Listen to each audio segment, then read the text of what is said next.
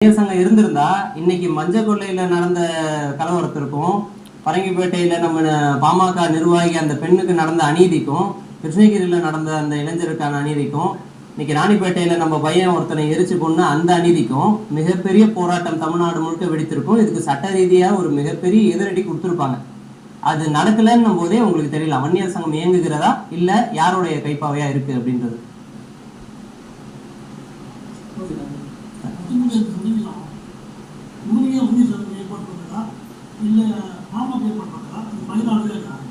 இந்த 10% இடஒதுக்கீடுன்றது நான் ஒரு மிகப்பெரிய ஏமாற்றமா தான் நான் பாக்குறேன்.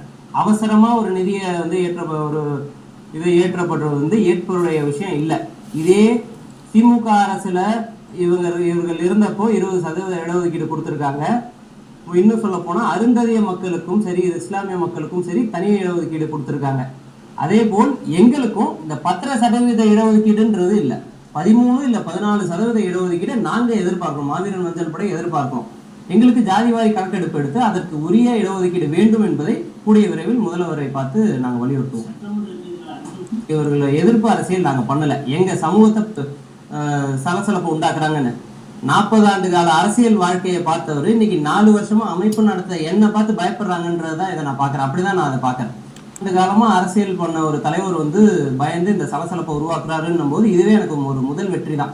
அதனால இது தலைவர் ஒரு சிறுவன் சொல்றாங்களா, அந்த சிறுவனை பார்த்து 40 ஆண்டு காலமா அரசியல் பண்ண ஒரு தலைவர் வந்து பயந்து இந்த சலசலப்பை உருவாக்குறாருன்னும் போது இதுவே எனக்கு ஒரு முதல் வெற்றி தான். அதனால இதுக்கு மேல அவங்களை நான் தோக்கடிச்சுதான் நான் என்னுடைய வெற்றியை நிரூபிக்கணும்ன்ற அவசியம் இல்லை. என்னுடைய வழியில நான் செஞ்சு வைக்கிறேன்.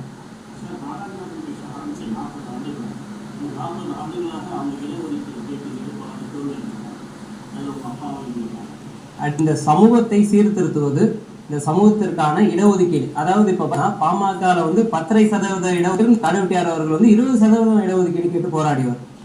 வேண்டும், தனி இடஒதுக்கீடு வேண்டும் என்பதை கூடிய விரைவில் தமிழக முதல்வர் மாண்புமிகு தலைவர் ஸ்டாலின் அவர்களை சந்தித்து நேரில் வலியுறுத்த இருக்கிறேன். வடக்கே வன்னியர் ஜெயந்தி அவருடைய நினைவிடத்தை கட்டணும்.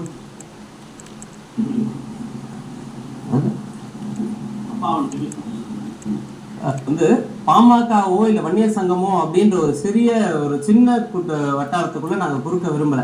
முறையா காடுவெட்டியில இங்கே வந்து போராடிய ஒரு தலைவர் மாவீரன் காடுவெட்டியார் அவர்கள் வந்து இந்த பாமக வன்னியர் சங்கம் அப்படின்ற ஒரு சின்ன இடத்துக்குள்ள குறுக்கிறது வந்து எங்களுக்கு வருத்தமா இருக்கு. தலைவர் வந்து எல்லாராலையும் ஒரு போற்றப்படக்கூடிய, எல்லாரும் அன்பு வைக்கக்கூடிய ஒரு தலைவர். நீங்க சொல்ற மாதிரி இந்த வன்னியர் கல்வி அறக்கட்டளை அப்படின்ற விஷயம் நான் சொல்லியிருக்கேன், இதுக்கு முன்னாடி சொல்லியிருக்கேன் பல